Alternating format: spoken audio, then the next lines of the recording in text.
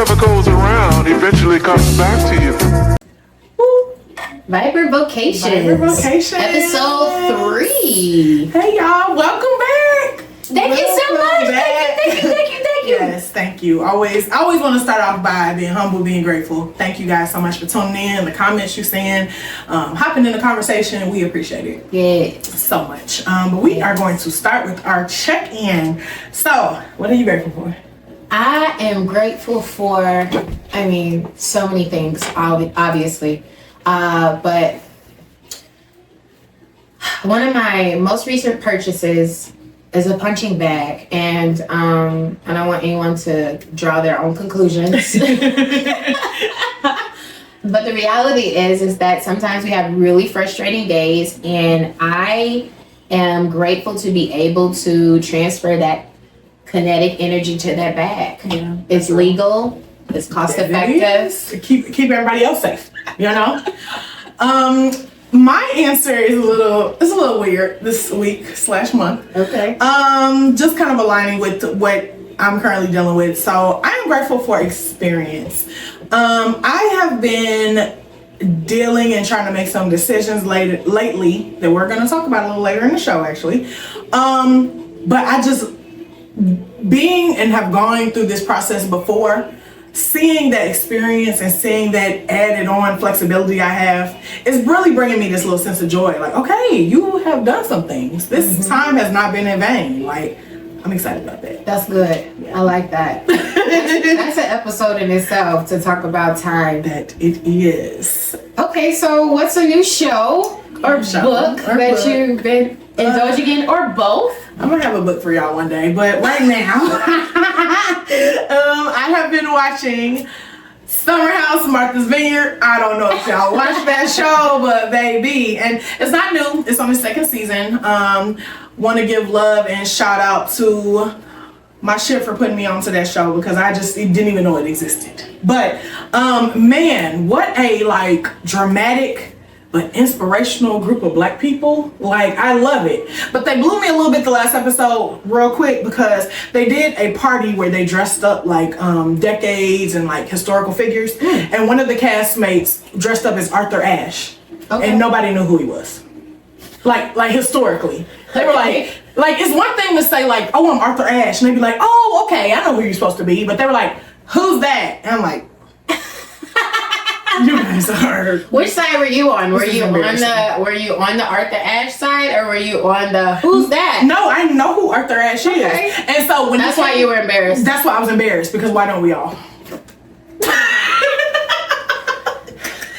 You know what? That's people's business. You gotta let them live and feel the knowledge gap. Now they know. Now they know who Arthur Ashe is. Well, that's good. Well, tell the audience. They may not know. We don't want to shame you. You're right, because they may not know. Arthur Ashe was a Black tennis player. Don't quote me on the year, but records. Okay, we talking Wimbledon. We talking all of that good stuff. So Google him, Arthur Ashe, Ashe. You know what? It's always a good day if you learn something new. That's what I tell myself. For sure. If you had a trying day, if you learn something new, it's a good day. So they learned that day. So they did. Godspeed to the person who dressed up this. I am actually a little embarrassed to admit. I've been watching Love and Hip Hop. Now, if you know me, so you know good. Yeah. You know good and got well that I ain't watching no Love and Hip Hop. It just kind of snuck up on me one day, and I didn't have there was no rhyme or reason. I didn't start from the beginning. Okay. I literally was okay, Love and Hip Hop Atlanta, and I think I went off of familiarity, oh, I know some of these people, and then I went to season 7. Just hanging around. Are you enjoying it? Tell the truth. Tell the truth. I'm gonna tell the truth. I'm entertained, but my entertainment is coming from a place of why, guys? Like, it's more. I see now. I see what Hollywood is doing. Yeah. You guys are putting this stuff out there because, and obviously it's working. But now I'm like, y'all couldn't have. No way. Like, no way that was the first thing. That was your knee-jerk reaction to throw your drink on this other adult woman. Right. So I'm more or less like taken aback by the behavior. Obviously not that surprised by it because reality TV's been around for a long time. And that's why I made the decision not to be an active participant in the viewing of it. But normally I watch cartoons because I don't have to think to process what's happening. It's right. I turned this on and it's just this mindless of entertainment. So there's that. I put it out there. A book that I'm rereading probably for the 20th time is The Resolution for Women by Priscilla Shire. There's actually a new revamped version. This is a book that like I've bought a lot of women that, you know, have either been in my life and I found that it would be beneficial to them, or women that I just meet. Like I just meet and they, you know, life is happening and they decide to self-disclose. There's something in this book for everybody, so I tend to purchase it. And so the revamped version is good. It's always something you can pick back up and reread. Yeah. Okay. New food addictions. I'll start it off. Recently, I don't know where it came from, but I have been in my chicken Caesar era, okay? We are chicken Caesar in wraps. We are chicken Caesar in a salad, okay? If I could put it on a burger, I would. I mean, I'm just in a chicken Caesar era. Like, and I love it. Like, actually, we had a potluck at work today, and they're always themed, and it was like salads and soups. I signed up immediately. Chicken Caesar. It was amazing. Tore it up. They tore it right on up. Made me some chicken Caesar pasta salad once. I bet it was delicious. I would kill for that right now. It was very, it was very flavorful. Thank you. Thank you so much. It was so thoughtful.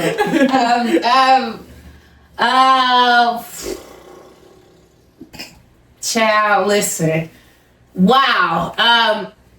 Sandwiches. I've been eating whatever I could put my hand on. I have not had I have not been cooking. I haven't had time to cook right now. Like I am balancing two, and just to serve as a reminder for those who might have forgotten or for those who are new to viewing, we are both doctoral students. It's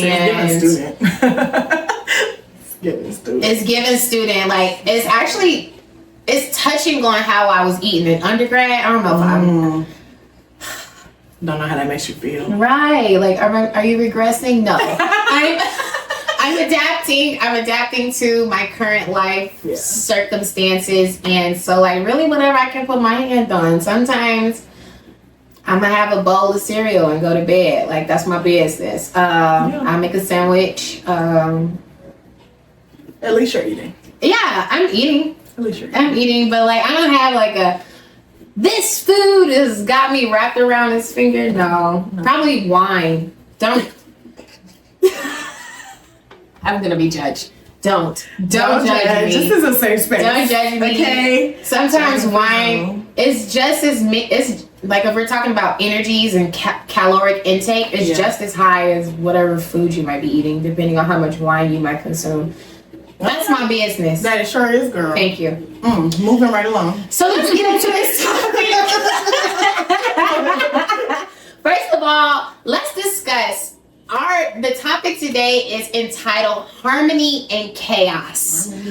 First of all, we got in our bag with this title. Indeed. I really appreciate the creative side of our brains really getting to it because it leaves this bit of like element of surprise. So tonight, this evening, we'll be highlighting the challenges that us as people face when we're trying to carry out this balancing act of all the many important aspects that make up our lives, you know.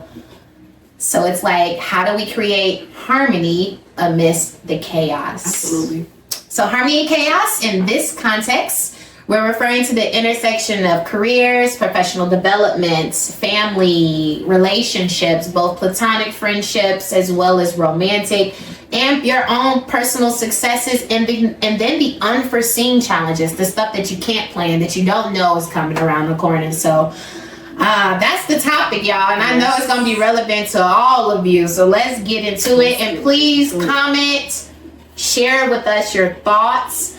None of us is above being teachable, so I am. We welcome all insights and what you found to be interesting about this discussion. But we about to dive right on into it. So let's get into careers. Yes. Okay. So we're gonna start by talking about careers. Yeah.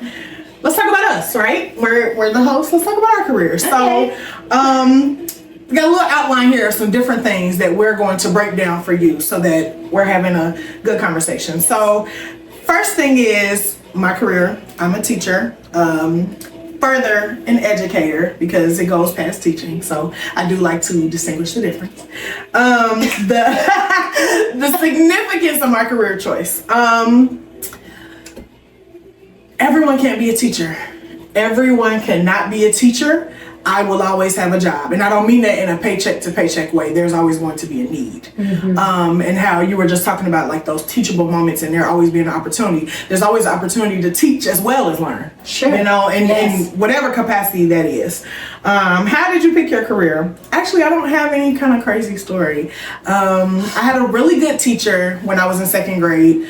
And I decided in second grade that I wanted to be a teacher, and more specifically, a second grade teacher. I was like, this is such a, I don't know, like I can't wrap my words around it because I'm sure my vocabulary and reasoning wasn't what it is today. Of course. But I was just like, I want to teach second grade just like her. I love this is a good class. Yeah. And those who don't know, I did kindergarten 1 year. Hats off to the kindergarten teachers because that's a hard job. But second grade is my happy place. I love it. I absolutely love it.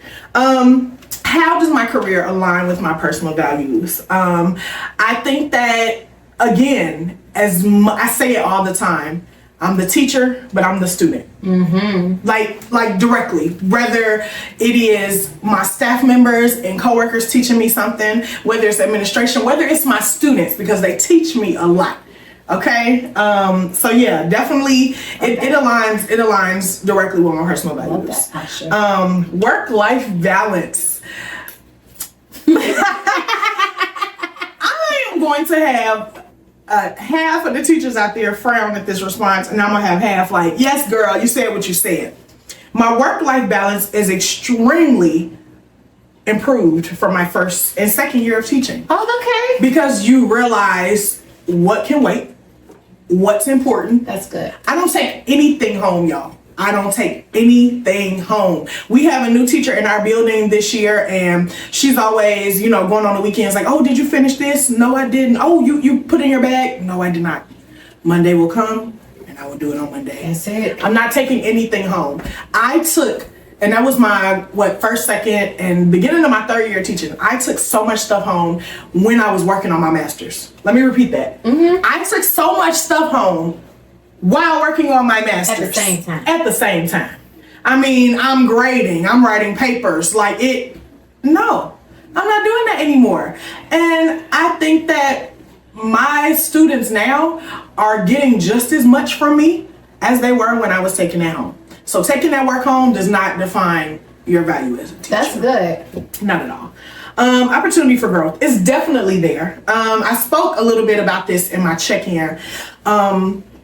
My goal for myself has always been teacher, going to administration, director of curriculum. That's where I want my end goal to be, a director of curriculum somewhere.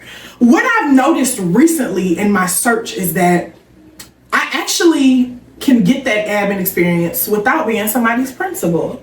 And what, again, going back to experience was, I have a master's in curriculum and instruction. And so when I'm looking at these jobs and they're like, do you have the classroom experience? Boom, yes I do. But do you have experience working on curriculum? Well, I have a whole degree based off that. And yes, I have done it.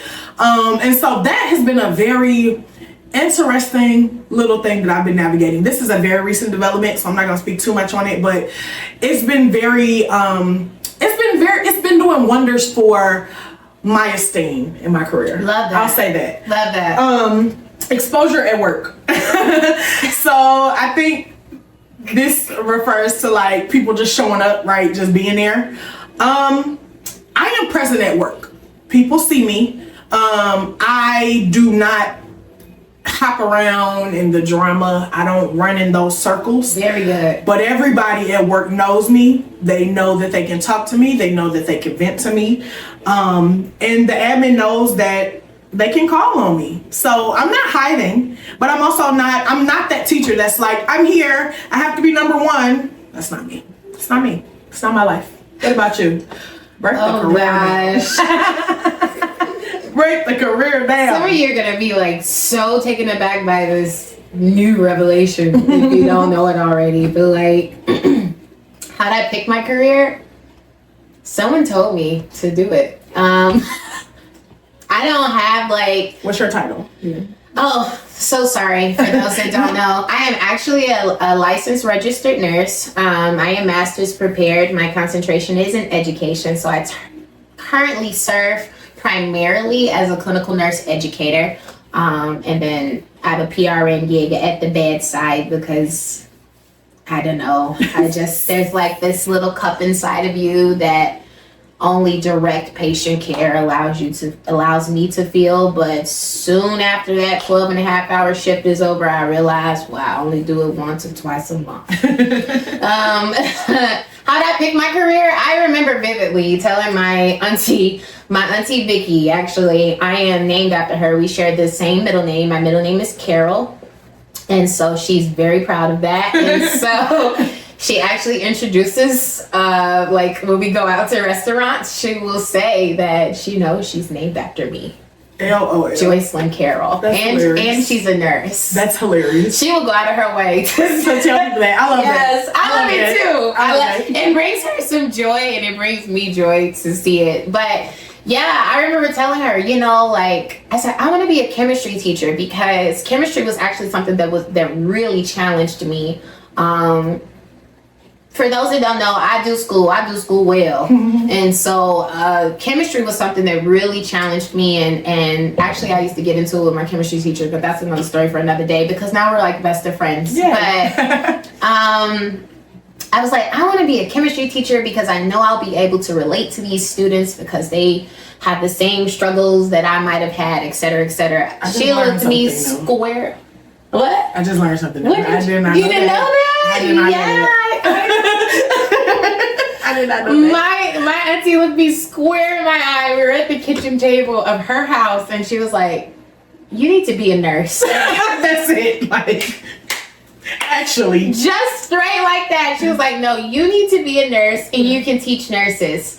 And that's what I do. I became a nurse, and now I teach nurses. But kind of segue into the alignment and the personal values. I consider this divine because, you know, I really could have been anything. Like I really do feel that way. I feel like whatever it is that I would have chose as a career path, I have the work ethic and the grit to go after it and excel in it. But somebody told me, and so I consider it divine alignment. So that's where that comes in. But it's divine because it's actually very much so in alignment with my demeanor. Yeah. I consider myself a pretty altruistic or selfless person. And so that's a career you must. Right. There's not an amount of money in the world that will, you know, equate to the many hats that we have to wear. Yeah. And I don't want to dive into that. I think that could potentially be a topic of discussion later on. But it ended up being very conducive to who I am as a person. Mm-hmm. And I was able to serve in a way that, you know, certainly I was going to do my best because that's just my design. But at the same time, there's a heart that has to be attached to it. For sure. And I mean, I got that heart. So there's that. She saw that. My goodness. Thank you. Shout out to you, Auntie Vicky. Thank you so much. Child, work-life balance. Let's talk about it. I hope no one from my job ever sees this. Maybe they will. Some people know. I create, like Melissa, you learn, like when you're early in your career, you're trying to be super like ambitious and you want to, you know, be this high performer and stand out. And so sometimes, you know, you want to you feel like you didn't do enough in a day, and then you take it home.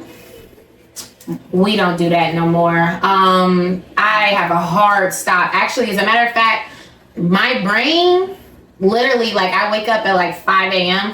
By 2:30, 3 o'clock. That's it. I might turn on Love and Hip Hop. I don't know. So I don't do it. I'm not as productive after the 3 o'clock hour. So I might take a meeting or two, but I'm not doing any actual work at that point in time unless I really, really desperately have to. But I certainly don't bring it home. There's a hard stop when it comes down to my home. I am a big believer that if you work in like corporate America, you have to create your own work-life balance. So like if you're not like punching a clock, I wake up at 5 a.m. I wake up at 5 a.m. but like I look at my calendar the night before. That determines what train I take. That's it. So my body may wake up at 5, but I might not get out that bed until 7 o'clock. That's right. Because if I have a 9 o'clock, I can catch a 7:55, be down there by 8, walk right into the office. You know, it just depends. So certain classes obviously cause me to be there a little early. So as far as like growth opportunities, you know, it's interesting. I mimic your sentiment. The pandemic is not that, we're not too far removed from that. Mm-hmm. It's become our new norm, adjusting, and we're still adjusting in healthcare. But my doctoral degree, what served as the catalyst was the pandemic. Yeah.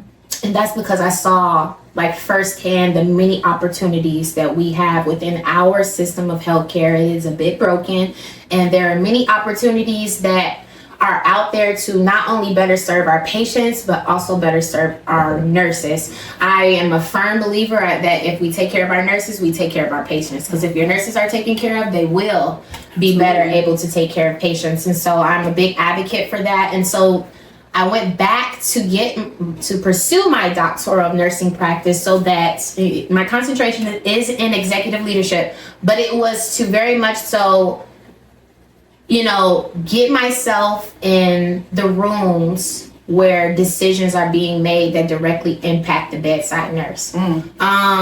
I watched a podcast episode today, and I know everybody's not the biggest fan of Amanda Seales. I am.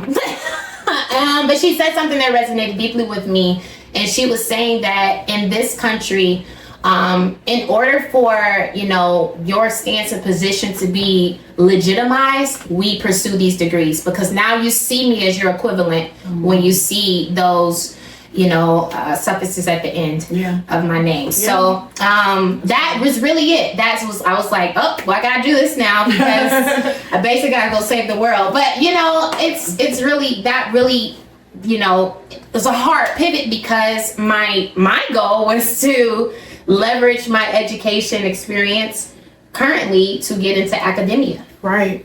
That was my goal. You know that goal, right? So God basically was like, actually, we gonna do this. And I'm like, oh, I don't want to go back to school, Lord. Don't want to go back to school. Everybody knew I was going back to school but me, apparently. So I feel like, yeah. As far as exposure at work, I think I get a lot of exposure at work. I think I stand out.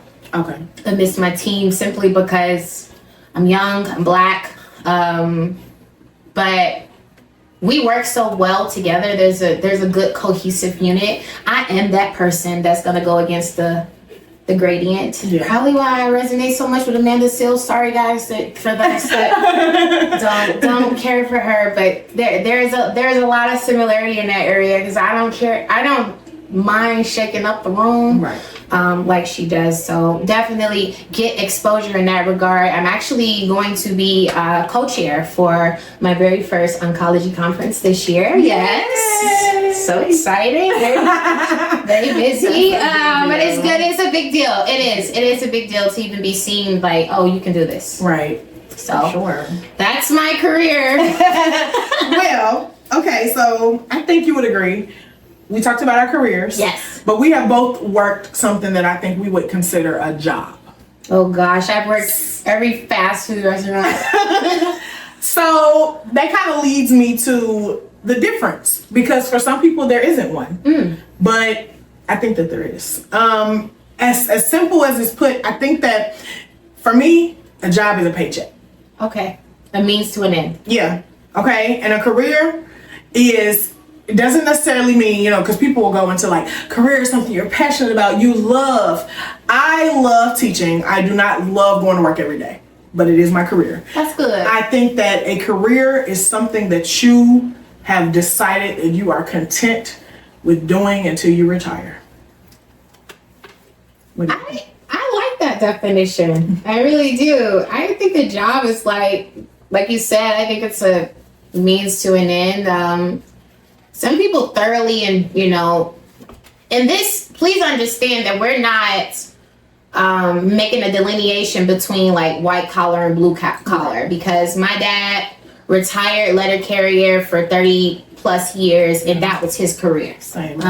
So retired from the steel mill. That was his career. Okay, like, and I say that to say because there's like this holistic portion. It's not just, I gotta go to work and make this money to necessarily provide. No, my father was a staple in that, and in the communities that of which he delivered mail to. I remember Christmases, he would literally come home with a slew of stuff that just people would give him. Yeah. One of them being a tandem bike. I remember my mom's face like, what is this? I don't know, something. You know what I mean? But that's because, he delivered that mail with pride on time. They knew he was coming, and he would come home with tons of like checks and cash and stuff. So I want to make that clear that this is not a matter of higher education, et cetera, et cetera. But like, I think like for a job, you show up for an allotted amount of time and then you clock out and you go on about your business. Careers is different. Relationships are being established. And I know we mentioned earlier that we don't bring work home, but depending on that project and what your end goal is, because self-actualization looks different for everybody, you might bring that home. There are times where, if I haven't taught a class, I will absolutely rehearse in the mirror. So, I think that's one of the things that potentially could make it, different. Yeah. Show up for an allotted amount of time and then you leave and then there's no connection to it. Right. Yeah, I think the key word is connection. Right. Because when you were saying about like practicing the mirror and stuff, like I know that I've been places, and whereas most people are like, oh, that's cute, I would do that, like, if I had kids, or oh, this would be cute, or for me it's like, oh, I have to do this with my class. Yes. And I think that speaks volumes, because I can't tell you guys how many messages and things I'm tagged in, even on social media, and they're like, I can see you doing this with your class. Like it's that connection. Exactly. And people make the connection for you sometimes. Right. The things that they tag you in. I do want to highlight that entrepreneurship is a different beast. Like that's a different lane. Yes. So when we talk about, these industries and organizations that we work for, when you make the decision that you have to go out and kill the meat you eat, that's a different situation. Yes, so now you have to, you might be working a lot. Now that's a component that you have to build in your work-life balance. Some people might see entrepreneurship as this extremely flexible situation. You don't have to worry about nobody boss or manager. You're the boss. But no, when you have to be the one that's essentially establishing the foundation of your business, you're probably working more than the average person. Absolutely. I remember talking to somebody as an entrepreneur, and he was like, he had been in this trade for maybe 15 years, but he had just got into his own business. And I remember him saying, like, maybe 6 years into his own business, like, I just got to a point where I can pay myself. Crazy. Yes. That's real, though. Yes, so real. Now if you trying to make a machine work, you gotta put this money in different places. So I do want to make that like lateral lane for the entrepreneurs. That's a different situation. For sure. And actually, that's a good point. And I think that kind of segues into our next point of personal success. Oof. Achieving personal success. You didn't even know you was gonna segue like that. Achieving personal success. No idea. I had no idea. Well, what's that all about? What is that all about? What does that mean? Achieving personal success. Let me see. What does that mean? That's so interesting because I guess it kind of depends on what your motivators are. Like, I've always had like an innate quality to do well. Yes. Mostly from my childhood, that's because I wanted the external validation that's coupled with doing well. Yeah.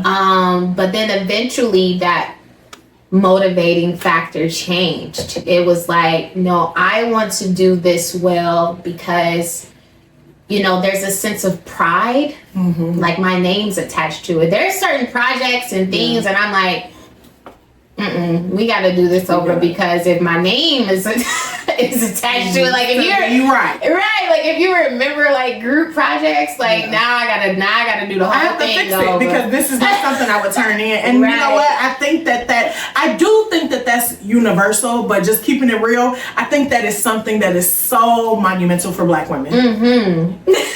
So monumental for Black women.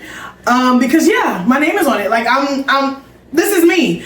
But the first part of what you said, actually you summarized what I was thinking into words. So thank you. But no, I agree. I think that personal success definitely is a result of what do you find successful? What is your definition? Because if I'm looking at, you know, myself, if I'm looking at work, if I'm looking at my students, if I'm looking at, you know, the relationships that I've built with people, if I'm looking at things like that and how I show up, I would deem myself successful. But if my driving motivation is this person is a millionaire, then I'm not successful. I've done nothing. That's good. Now money. Let's talk about it because we're not gonna act like it's not a key component. Okay. We're talking about succession. So, like, did I ever wake up and make it a goal? Like, you have to be a millionaire. My goal when it came down to monetary means has always been, I must be comfortable. I must be comfortable. And again, that's also something that's a very subjective experience. Yeah, because absolutely. Comfortability for some people is extremely, I remember when I was a brand new nurse and I would tell like my coworkers, like, I just need to make $43.27 an hour. And that's going to essentially give me enough money so I can live my lavish, humble lifestyle. That's what I call it. I still call it that till this day. Lavish, humble. It's a very lavish but humble lifestyle because for me, what I find important or what I value, like when it comes down to, you know, like I had this conversation with my coworker not too long ago and she's like, I spent, you know, telling me what, you know, she's not into designer, et cetera, and I understood that. And I was also saying, like, girl, if you look at my credit card, the most money I spend on a monthly basis, hear me, is food. Yeah, facts. I'm eating good too. Yeah. Not this month. But the month before, I was eating good. I'm gonna eat. I spend money on food and I also will spend money on travel. Those things are important to me. So as long as I'm taking a few trips in a year or a couple of trips in a year and I'm eating well, that alone is gonna make me feel comfortable, and that's gonna be a key, like a key component of what I consider my success. Millionaire has never been like, you know, some people are like, I gotta touch a milli. That's not for you. So with all those things, keeping what you just said, then you would consider you're successful. You're successful. I absolutely consider myself successful. And I would think, you know, even from an ethic point of view, like you sharing your experience, I know there are so many people out there that will look at you and say that you're successful, especially at this age. I consider myself successful, but I'm not complacent. Okay, that's real. Yes. I do not consider myself successful. Okay. I do want to touch $1 million. Okay. Absolutely. And I have not been able to narrow it down where that lane is going to come from. Sure. But I want the headline. Millionaire. I want that. So happy that you're connected to it. And that's so funny because like literally that's what it looks like for me. And you probably have seen it on my Twitter. Oh, for sure. Any of you guys who see on Twitter, I will tweet at least twice a month. I can't wait to take everybody with me. I can't wait till y'all are at the table with me. Love it. That's success for me. It is. Stay a part of the winning team. Stay a part of the winning team. Stay a part of the winning team. Yeah. Stay a part of the winning team. But the other point you made that I loved when you were talking about your humble, lavish lifestyle. Yes. So that reminds me of this word that's floating, luxury, right? And I'm in a couple Facebook groups.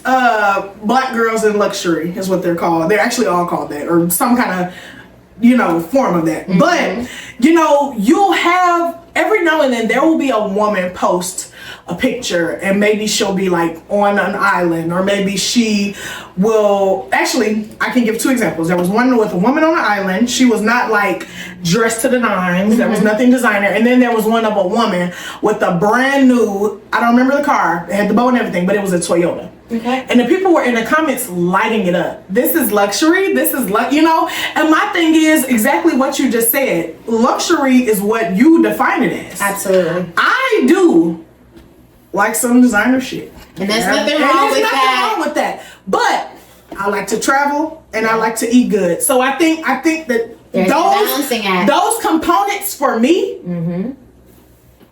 I'm winning. Yeah. That's luxury. Yeah. Me, deciding like, okay, it's payday or whatever. I'm about to go, I'm going out, I'm putting some clothes on, I'm taking myself to dinner. That's it for me. That does it for me. To me, that is a luxurious evening. For sure. I'm satisfied. For sure. So yes, personal success. I love it. Yes. I love it. You guys, put in the comments what you deem your own personal success. Please do. And do you think you're successful? And if you don't think you're successful, what will it take to get you there? Yes. What we want to know. For you? We want to know. I guess the next really big component is the balancing act when it comes down to specifically romantic relationships. Now, do understand that this does not look the same for everybody. Right. Okay? It just doesn't look the same. You got some people who are married. You have some people who are in committed relationships, people who are in poly relationships, people who are dating, right? So that looks different for everybody. But there are some key components that we did discuss and considered, like when it comes down to this balancing out. So we talked about work. We gotta go to work. Whether you work for yourself or you work for somebody, you gotta do it. But if romance is something that you want, desire, then this is an extra component that you have to consider. And one of the biggest things is prioritizing time and attention. Yes. It is not always gonna be the easiest thing to do, okay? But it's definitely possible. Yeah. Earlier I mentioned that, I kind of try to create my own work-life balance. So sometimes when I have downtime at work or in between meetings and I don't have like a project that I'm actively working on, I can do a discussion post or two. Yeah. I commute on a train. My commute is like 35 to 37 minutes downtown. I might be doing some work on the train. You know what I mean? So, we all got the same amount of time. I know some people out there that's like, Beyonce 24 hours don't look like my 24 hours. Right. Because she got a team. And you know what? You're right. You're not wrong but for us, not Beyonce, because Beyonce had a team. But for us, we do have the same amount of time. One of the things I found to be helpful sometimes is waking up early. Yeah. If I'm prioritizing my relationship, if I'm prioritizing my dating experience and I want to make sure that I give that enough time, then there has to be, something has to be, I don't want to say sacrificed. It might be, yeah. Actually, I take that back. Something has to be sacrificed. For me, sometimes it's waking up a little early, so that sleep is what's sacrificed. Yeah. For some people, you might sacrifice some time at the gym. You might sacrifice, some time that you would commit to doing other projects that you're involved in. If this is something that's important to you, you will absolutely make the time for it. One of my best friends, shout out to you, Tangie, because I think you taught me this, is that you cannot be 100% in everything 100% of the time. That's real. Like something is gonna come down a little bit. You know what I mean? I'm not gonna get 100% on every A. I'm gonna take that 92. Yeah, and be okay with it. And be okay with it, okay? So that's something to consider. We're talking about being living, breathing human beings. Yeah. But one of the things that's extremely paramount when it comes down to romantic relationships and that balancing act is communication. Yes. Communication and managing your expectations. Listen, however you met that person, okay? If they told you they work nights, if they told you they work every other weekends, if they told you they in school or they got kids or whatever, those things haven't changed. Right. Okay? Right. Like, don't take it away from them. Those things have not changed. So you have to ask yourself, can I do this? Yeah. Do I fit this mold? You know what I mean? I'm in school. She's in school. These are real conversations we have to have because on average, we spend 30 to 40 hours doing work for a school in a week. Not our jobs. That's separate. Okay, Someone has to understand that. You have to have somebody that absolutely understands that, and you have to be communicative too. Oh, for sure. That's so huge. And then the last thing that's also really paramount is that balance of maintaining your own individuality and your own independence. I read a book by Miles Monroe many years ago at this point in time, and he did an excellent job at explaining how everybody is single. Whether you're married, whether you're in a relationship, whether you're dating, everybody is single. And what he's speaking to in that book is your individuality, your wholeness as a person. Yeah. What are the things that make you? What are the values that make you who you are? Your non-negotiables, your hobbies, your interests, the things that take up the time and space in your day. Yeah. That is you being a single individual. Everybody is single, and so it's important to remember that when we're talking about relationship, whether we're talking about dating or committed relationships, it's important to recognize that you must maintain your own individuality, and wholeness is the key there. Yeah. Because what's happening, and I'm not about to get preachy, but what's happening is there's a lot of broken people emitting that energy and attracting other broken people, and now trying to make a person, trying to make one whole person. No, y'all gotta be two individual whole people by yourselves. Yes. And then make that work. See if y'all fit each other's That's molds. not preachy. That's real. That's facts. That's facts. But fitting molds, right? Integrating, finding harmony. So let's talk about finding harmony. Okay. So we've all heard the concept, you can't pour from an empty cup. Sure. Okay. What does that mean to you when you hear that? For me, For you. it has nothing to do with wine. Let me see. Nothing with the wine. You can't pour from an empty cup. At my 10 to 31 years of age, what I recognize that is when I'm out of gas as a person, I can't keep hitting the pedal and expecting to show up the way that people expect me to show up. Yeah. I'm either going to be mad, cranky, have attitude. But it's not going to be. It's not going to be the person that you're used to. I love the analogy of gas. My analogy I use is Legos. Okay. If I have no more Legos, I've given them all out. Can't build nothing. Can't be. I have nothing. Ooh. I have nothing. I gotta put that in the. And shout out real quick. Shout out to one of my best friends, Marisha, because I actually gave her that analogy years ago in a conversation. Love it. And she still brings it up. Like she will say, if I'm just checking in, I love girl, it. I don't have no Legos. Ooh. So how we gonna get them? I don't How have we gonna get them without going to the store? Listen. Anyway, so speaking of running out of gas, speaking of not having Legos, right?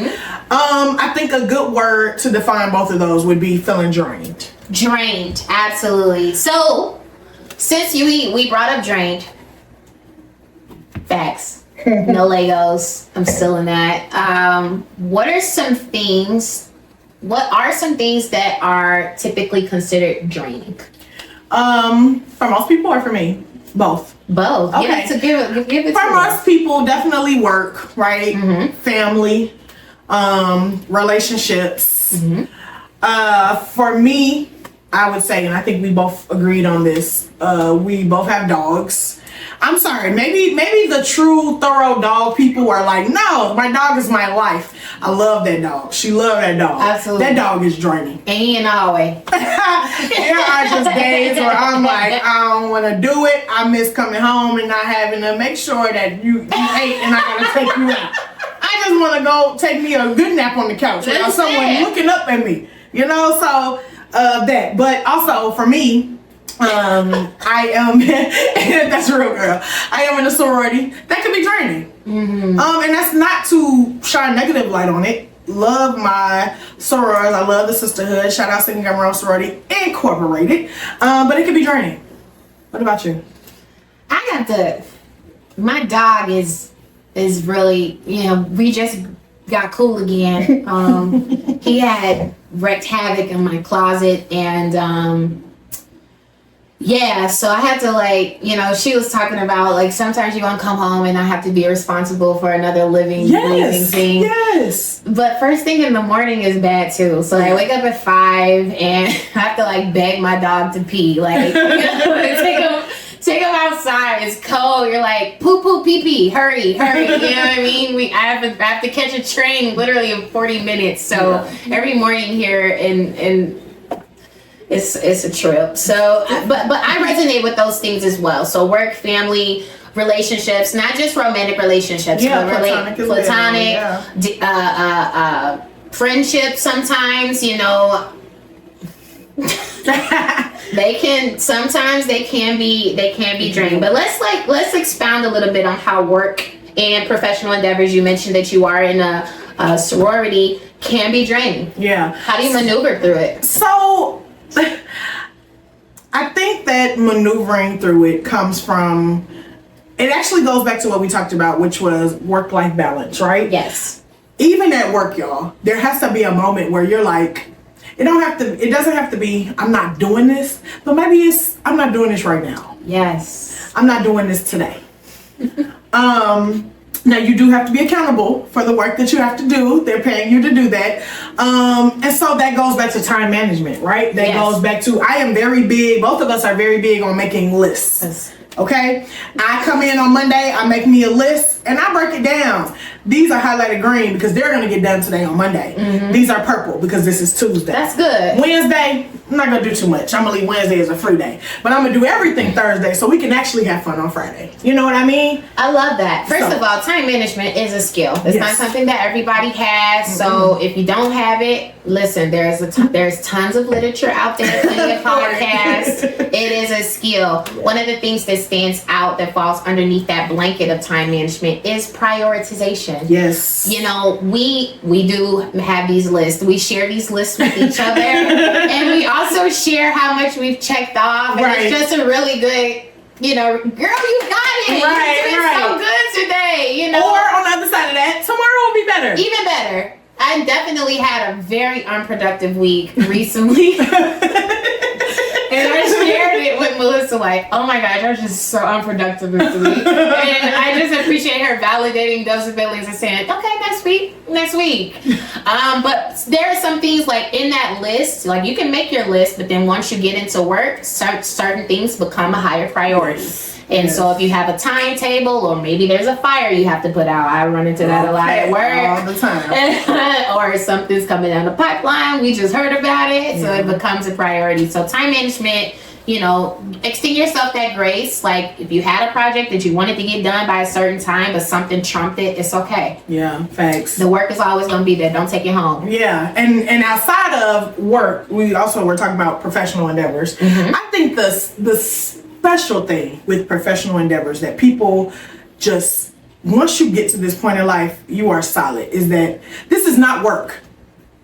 There's a reason that we just put these separately. Work, professional endeavors. It is something that you're involved in, which again, for me, that's my sorority, but everything I do there, and like anybody else in any organizations, whether it be a Greek organization or whatever it is, you are a volunteer.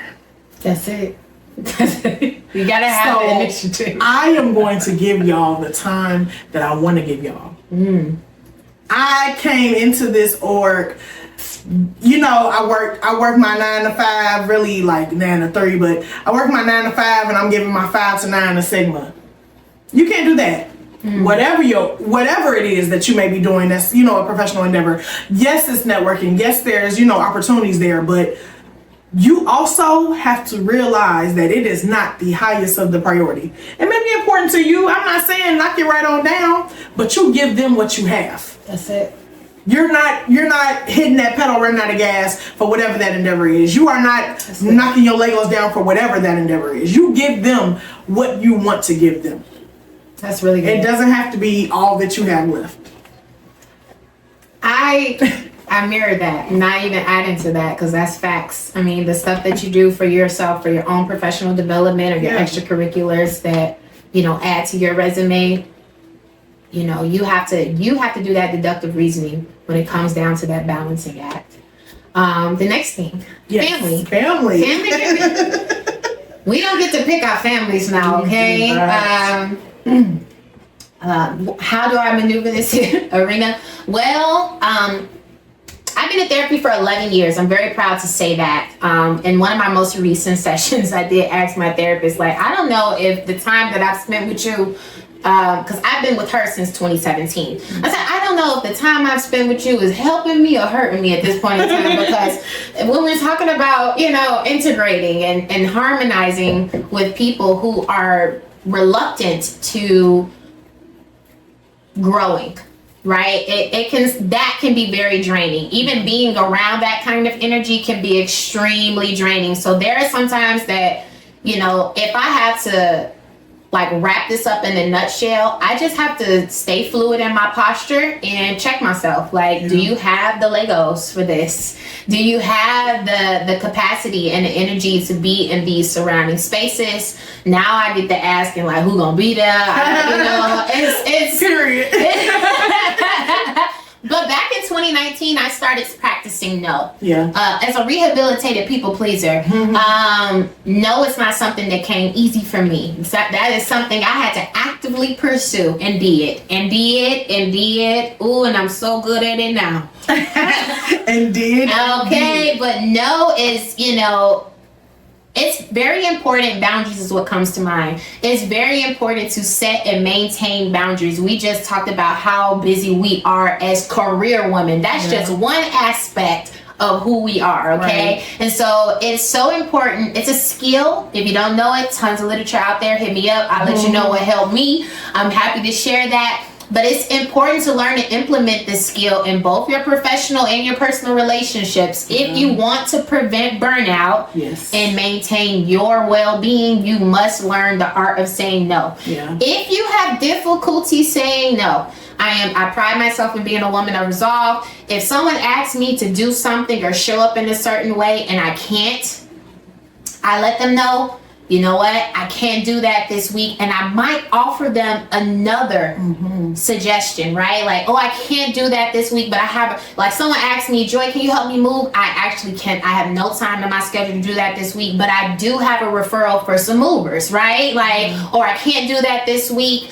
but my next week I'm free on these days. Would that be suffice, right? So if you check in that way, that offers a resolve, kind of softens the blow of the no. Absolutely. But the other thing that is very important for me to let you guys know is that you really don't ever have to offer an explanation when you say no. You have to feel that out with your relationships and identify who can take it versus who can't. Right. But one of the things that helped me is explaining or expounding on the fact that if I tell you no, that's my no. Yeah. It does not take away from you. It does not take away from the significance of what it is that you've asked or need from me. It is simply me telling you I have no more Legos. Yeah. That's okay. That's it. So if that helps, I hope that helps somebody. Because no is hard. No is hard when you're so used to saying yes. Yeah. Yes, it is. One of the things you talked about capacity, boundaries. So that reminded me of not only romantic relationships, which we touched on, but friendships. I think that there's this, it's not new. but it is new for a lot of people, right? The asking of capacity. The asking of capacity. I love it. And I mean, and it works on both ends, right? Yes. It's you needing to vent and seeing if your friend can handle that at that Yes. time. And also someone needing to vent to you and you being transparent on if you have the room for it. Right. Hey, actually I don't. I am going through a lot. I'm sorry. That's good. That's it. Like because I was actually like, okay, where do we go from there? But it goes back to That's good. you not needing more. I don't have the capacity, and there's nothing personal that falls solely on me. It doesn't mean that I don't like you. It doesn't mean that I don't want to hear your conversations. Right. I have something going on within my bubble, And I can't fill it up anymore. I can't take on anything more. And I know for me, that has been such a, on both sides actually, it's been a thing, right? For one side has been making sure that I stress if I don't have the capacity. Yes. I'm really good at doing it now. I used to not be able to do it well at all. My friend needs me. I am there with my cape. Tell me I'm here, I'm listening, right? Like I'm that girl. Let me paint y'all a visual that I've actually been in several times. This is me sitting in the corner boo-hooing about something. Hey, can you talk? Yes, I can. What's up? Like that's me, right? But also realizing, because this was another thing I did. I went through not talking to people, right? And it was actually therapy who, my old therapist, she said to me when I would tell her, like, I have nobody to talk to. I can't do this. Like, and it was just as simple as, have you tried? Because the simple fact at the time was, no, I have not. I'm looking at people, I'm looking at what they have going on, and I'm choosing that they don't have capacity for me. I made that decision for them, not allowing them to fully say if they do or they don't. And so then it went from not talking to, okay, well, I'm not gonna ask, right? Y'all wanted me to talk, now I'm gonna talk. I don't care if you have the capacity or not. Right. And then it's like, no, you can't do that. So I think for me personally, I'm finally at a place of like, I understand it on both ends. I can tell people no, and I can also make sure that people can tell me no. I want them to know it's a safe space to tell me no. But also, if you let me hit the gas, I'm gonna hit the gas. Yes, for sure. But having to be, because the simple thing for me is like last year, and I think we talked about it, maybe episode 1 or 2. Last year was really rough for me. I mean, filled up to the brim. Yeah. And I had to tell people no for like, honestly, probably the first time in my life. Because I'm like, you know what? I just kind of got a couple things going on. I can't. And recently, it had resurfaced. Those of you who follow us on Twitter, thank you, by the way. Go follow us on Twitter at Vibrant Vocation. There's no S because it was too long. But we had been on a steady recording, right? January, February. March comes, we got our date. Boom. My father passes away. So that even was like, and I know she's probably gonna say, like, girl, don't you dare even open your mouth and say that. That was something for me. I had to be like, you know what? I actually can sit back and not take anybody's stuff on right now. I'm owed that. But I had to tell myself that several times. Several times. Sorry. I'm sorry. Like This is super fresh still, and that's obviously why we didn't make the recording last month. I did make the executive decision knowing this woman.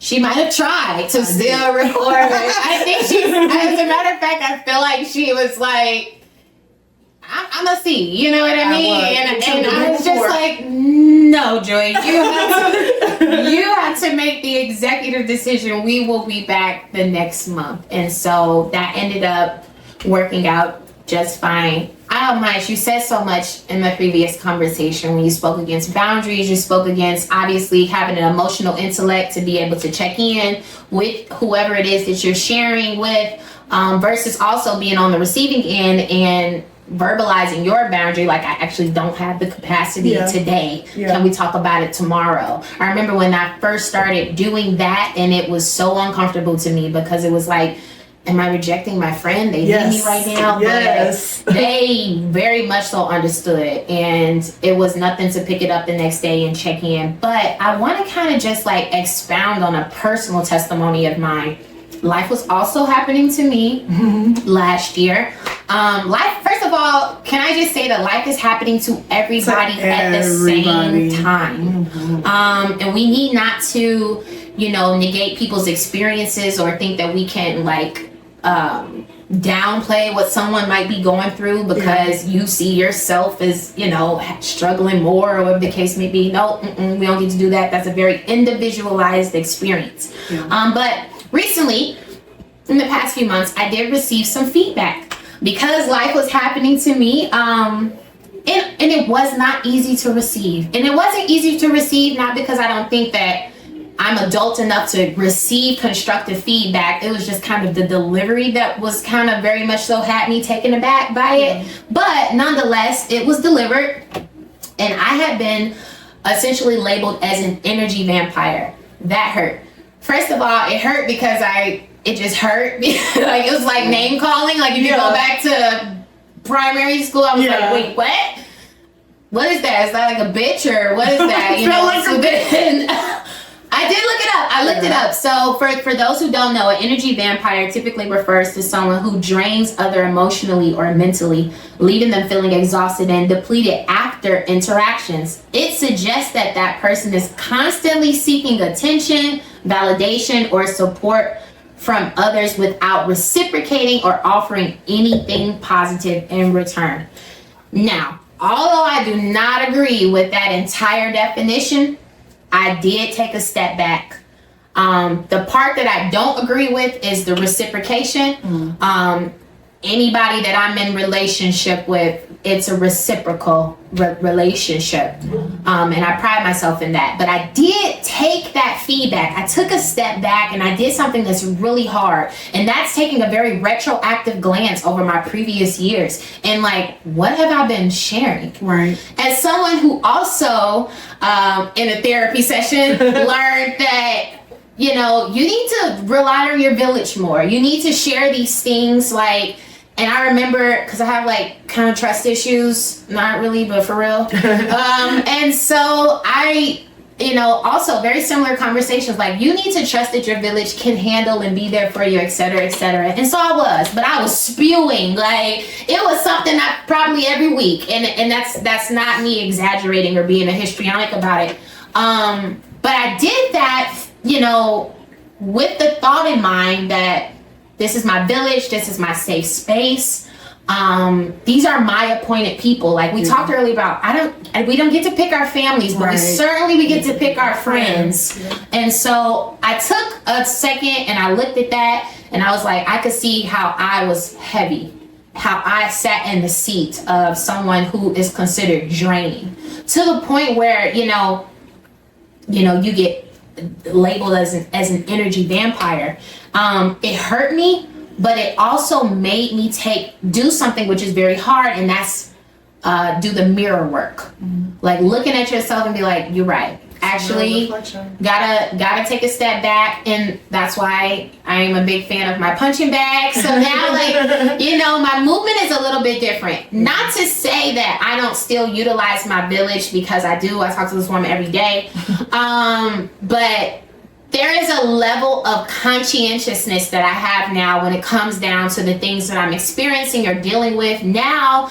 As a person who brings forth messages and talks about the goodness of God, I have upped my prayer game. Okay, like it is, and I'm very much so a pray without ceasing type of gal, but I have upped it. I'm talking to God 24/24 at this point in time, and so once I started utilizing that in my punching bag, there is this synergistic effect, and sometimes I don't even need to vent anymore. Yeah. So the feedback, although it was hard to receive, it did nonetheless, make a step in my growth as an individual. Absolutely. And, level up that emotional intellect, because now I'm conscious of what I'm sharing, right. But I'm also very much so asking. Yeah. You know what I mean? Like, is it okay if I share? I actually did that with my coworker this week. And I didn't even think twice about it until like right now. Yeah. She's like, hey, can I? That's Yeah. very nice. I love that. Okay, so we've talked about being drained, right? We've talked about running out of gas. We've talked about losing our Legos, having nothing to build because you can't pour from an empty cup. So the cup is empty. How do you fill your cup back up? What does that look like? You go first. I go first? Okay. I actually had to write some things down because quiet is kept. I've been asked this question in different variations and I've actually never had an answer. Yikes. I know, like, girl, what are you doing? But because I used to just be like, well, doing nothing, but actually, and like doing nothing stresses me out. You know that, like doing nothing is like, what is going on? So for me, absolutely, I've switched doing nothing to lack of responsibility. So it's not that I'm doing nothing, but I don't have anything that I am committed to in this moment. Love it. So I can do anything, whatever I want. A lot of times that is playing The Sims. Shout out to the Sims players. Okay, love The Sims. I never got into it. Another thing for me that I'm big on, and again, is just really doing that self-reflection and delineating the difference. It's self-care through service. I love skincare, right? And so I can do it at home and it's fine.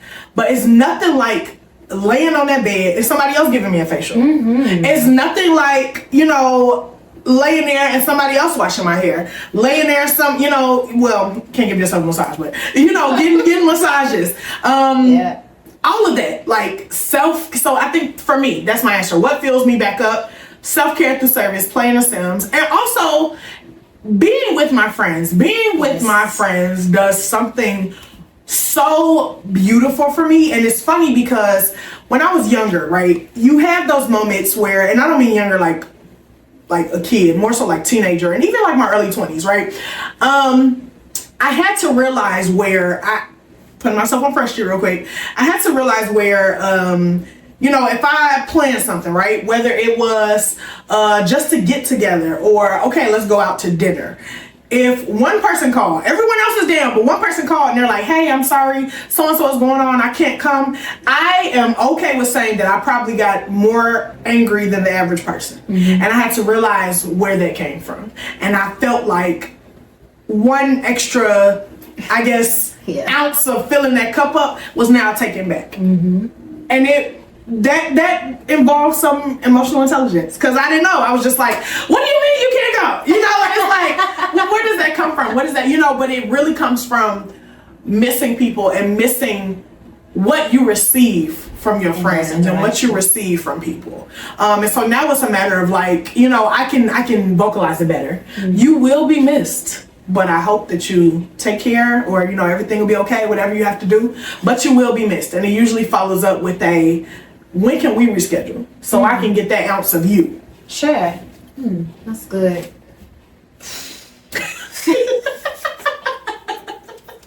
What about for you? I am so proud to say this because since 2014 up until last year, I struggled with this, partly because I had an autoimmune disorder that I didn't know. So having that knowledge has been very helpful because sleep is not something that came easy for me for years. Excuse me. So I go to sleep. I go to sleep. I love the do not disturb function on this phone, on this laptop. I go to sleep. Sleep is about one of the only times that I really can just not think. I'm a dreamer though, but it's a different thing. But now I have to think about what's next and what I need to be working on. I think that's the curse of a millennial. Yes. We're very prospective thinkers. Everything is very future oriented, and so being actively present in the now is not something I'm good at. I'm not good at mindfulness. Sorry for the meditation people out there. I'm not. But one of the things that I do, shout out to my nephew, Monte. Monte is my all-in-one. So if you guys hear me speak about him, that's because he's my all-in-one. He's like, I was 10 when he was born, so he's like my little brother. Then I got older and he recognized me as his TT, and he's always like my best friend, so he's like my all-in-one. But one of the things I love that Monte will tell you to do is take a sit. And just sit down. Just sit down. Don't do nothing else. Monte is a 76-year-old man in his 21-year-old body, but he loves to sit and look out the window. And I have really adopted that from him. I have this raggedy bench in my backyard, and I have a tub, and either one of those places I'm gonna take a sit. Every day I take a sit. And it's just good. It's good to just sit, not have to think, do, etc., etc. Love that the weather's breaking, because I can go sit on that raggedy bench and watch Pippi run around the backyard. That sit is meaningful. So shout out to that very wise young man. Thank you.